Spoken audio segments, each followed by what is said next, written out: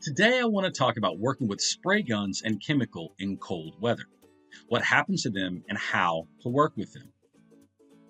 Hi, I'm Robert 90, your spray foam advisor and the guy in the Hawaiian shirt. I wear the Hawaiian shirt as a symbol of freedom and flexibility, something that all business owners should want to achieve.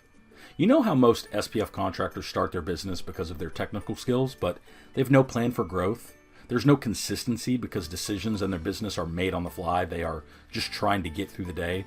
And they are spread too thin because they do everything themselves. Well, what I do is help SPF contractors like that measure profitability, identify the key activities that drive success in their business, and create a game plan that develops consistency and growth. Let's get into it. Spray guns. All spray foam guns are basically the same.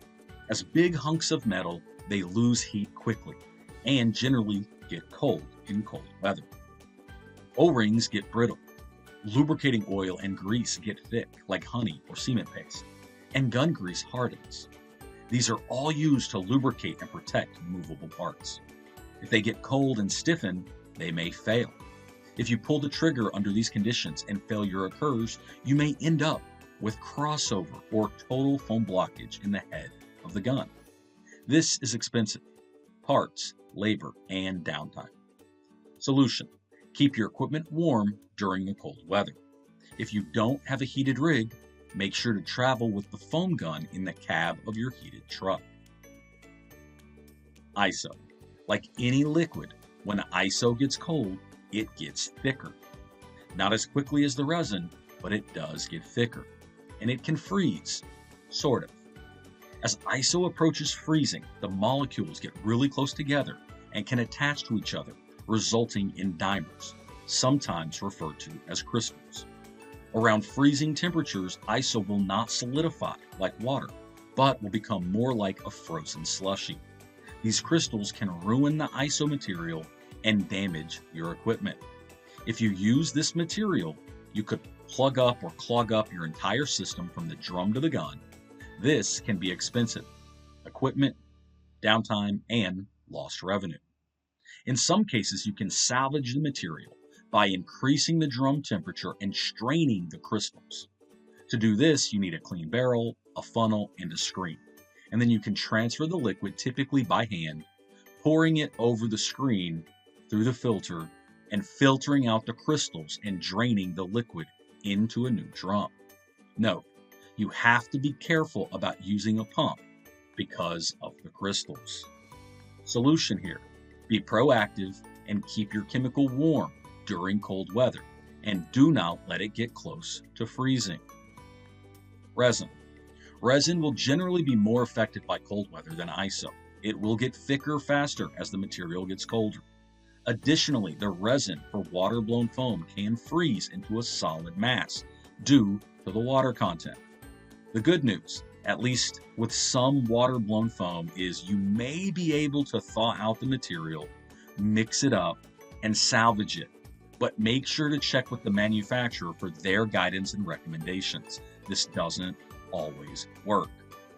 However, it is important for your inlet resin temperatures to be in the 60 to 80 degree Fahrenheit range for optimal performance with these types of spray foam systems, both open cell and closed cell foams.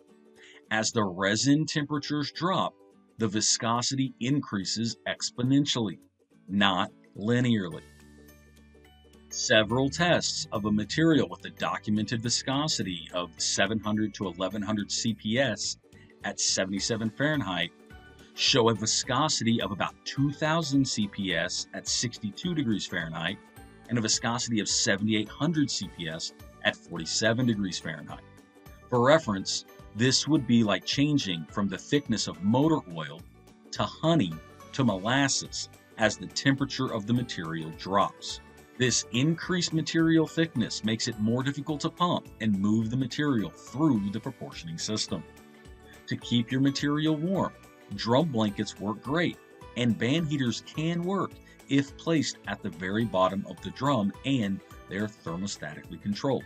But the best solutions are climate-controlled storage and a climate-controlled rig. Also, something to remember when using a band heater is if the band heater goes wild and overheats the material, or specifically the drum.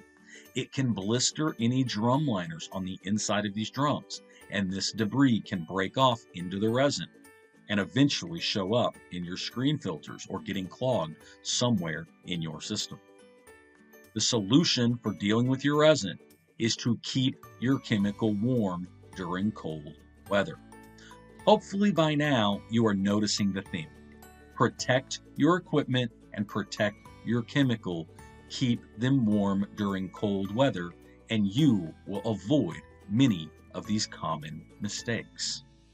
If you found this video helpful, then it would probably be valuable to your friends in the spray foam industry. So help us all out and send it to 3 or 4 people that you know. Additionally, if you have any questions, want info on a specific topic, or want to learn how Spray Foam Advisor might be able to help you or your business, you can email us at questions@sprayfoamadvisor.com. This has been Robert 90, your Spray Foam Advisor, and the guy in the Hawaiian shirt. Thanks for checking this out, and catch me on some more videos.